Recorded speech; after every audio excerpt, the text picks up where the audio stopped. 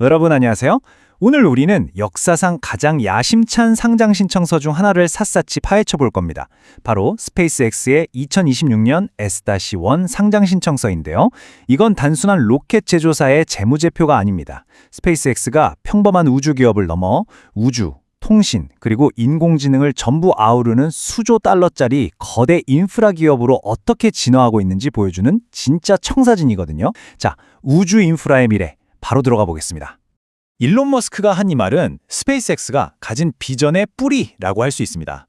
아침에 눈을 떴을 때 미래가 정말 멋질 거라고 생각하고 싶다면 그게 바로 우리가 우주 문명이 되어야 하는 이유입니다. 인류를 다행성 종족으로 만들고 의식의 빛을 별들 너머로 확장하겠다는 아주 근본적인 목표죠. 그런데 재미있는 건 이 철학적인 사명이 이제 어마어마한 경제적 가치와 딱 맞아떨어지고 있다는 겁니다. 28조 5천억 달러. 네, 억이 아니라 조 단위입니다. 상상이 가시나요? 스페이스X가 추정하는 자신들의 전체 시장 규모, 즉 TAM이 이 정도입니다. 그들의 거대한 우주 개척 비전이 이토록 천문학적인 숫자와 정면으로 부딪히고 있는 거죠.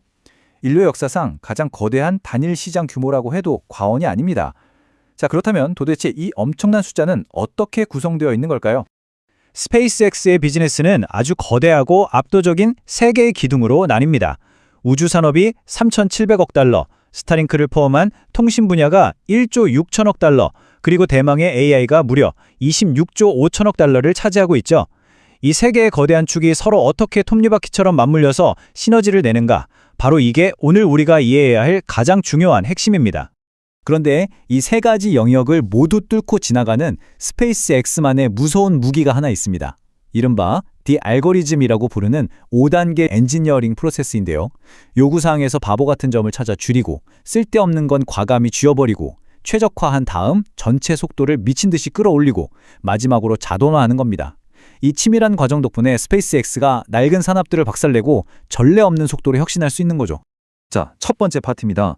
대규모 우주 정복, 바로 미래 인프라의 뼈대죠. 예전에 우주로 뭘 좀 보내려면 역사적 평균 비용이 킬로그램당 무려 18,500달러나 들었어요. 어마어마하죠. 하지만 스페이스X는 펠컨 9을 앞세워서 이 비용을 약 2,700달러 선까지 뚝 떨어뜨렸습니다. 로켓을 한 번 쓰고 버리는 게 아니라 계속 재사용하는 구조를 완벽하게 만들어내면서 우주로 가는 문턱 자체를 아예 낮춰버린 겁니다. 근데 단순히 가격만 싸진 게 아니에요. 99%! 이게 무슨 숫자일까요?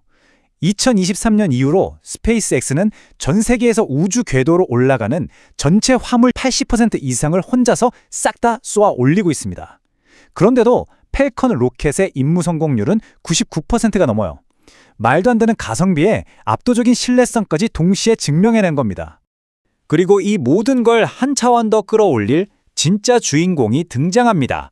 바로 스타쉽이죠. 스타쉽은 100% 재사용이 가능하면서도 한 번에 100톤이라는 어마어마한 화물을 지구 저궤도에 올려놓을 수 있습니다.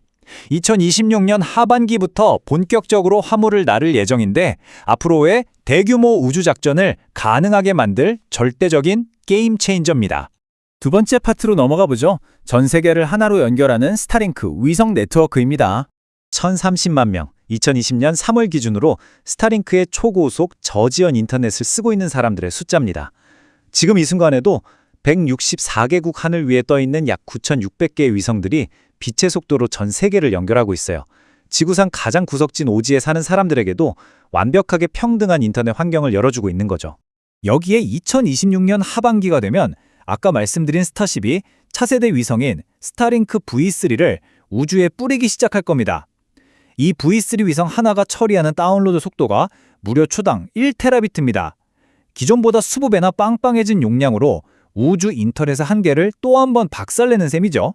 자, 세 번째 파트, 대망의 AI와 컴퓨팅 엔진입니다. XAI와 X의 만남이죠. 여기서 정말 소름 돋는 포인트가 하나 있는데요. 보통 이런 거대한 AI 데이터 센터를 지으려면 몇 년씩 걸리기 마련입니다. 근데 스페이스X는 첫 번째 콜로서스 슈퍼컴퓨터를 단 122일 만에 뚝딱 완성했고 두 번째는 고작 91일 만에 끝내버렸어요. 도합 1기가와트라는 무시무시한 컴퓨팅 파워를 업계 상식으로는 도저히 불가능한 속도로 깔아버리고 있는 겁니다.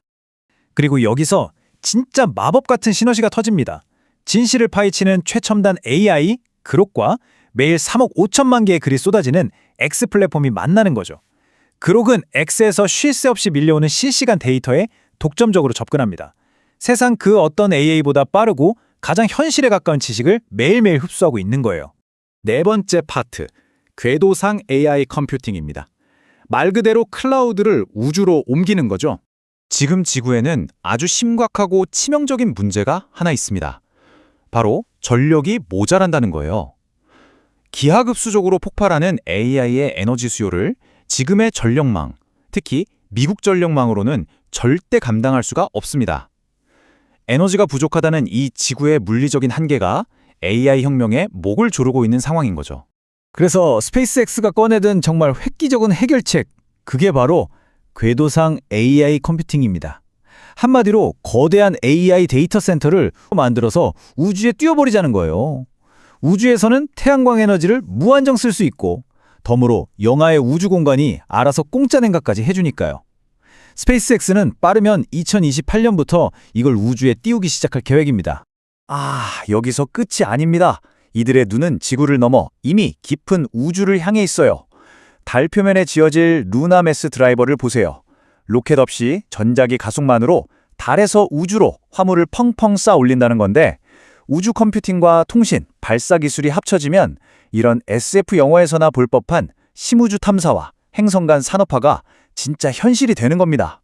마지막 다섯 번째 파트, 비즈니스 구조입니다. 리스크와 보상을 한번 따져보죠. 자, 꿈 같은 우주 얘기는 여기까지 하고 이제 냉정한 현실, 그러니까 돈 내기를 좀 해보겠습니다. 여기서 가장 핵심적인 포인트는요, 바로 각 사업이 어떻게 돈을 주고받고 있느냐입니다. 2026년 1분기를 보면 통신 부문에서만 무려 32억 5천만 달러의 수익이 났어요. AI가 막대한 연구개발비를 펑펑 태우고 있는 동안 스타링크가 엄청난 이익을 내면서 스페이스X 전체 생태계에 아주 든든한 물주 역할을 완벽하게 해주고 있는 겁니다. 물론 인류 역사상 유례없는 스케일인 만큼 당연히 넘어야 할 산도 많습니다. 스타쉽 개발이 생각보다 지연될 수도 있고요. 각국 정부의 규제나 주파수 라이센스 문제도 꽤나 골치 아픕니다. 우주에 AI를 띄우는 것도 당장 엄청난 기술적 장벽이고, 앞서 말한 지상의 전력 부족 문제도 당장 닥친 현실이죠. 이 중 하나라도 삐끗하면 전체 일정이 크게 흔들릴 수 있습니다. 자, 정리해볼까요? 스페이스X는 이제 단순히 멋진 로켓이나 위성 몇 개를 만드는 회사가 아닙니다. 그들은 다행성 문명으로 가기 위해 반드시 필요한 에너지, 물류, 정보의 인프라를 우주라는 도화지 위에 새롭게 그리고 있어요. 마지막으로 여러분께 이 질문을 꼭 던지고 싶습니다. 인류가 진정한 우주 문명으로 나아가는 지금, 여러분은 이 거대한 우주의 인프라에 투자할 준비가 되셨습니까? 정말 많은 걸 생각하게 만드는 주제네요. 오늘 함께 해주셔서 감사합니다.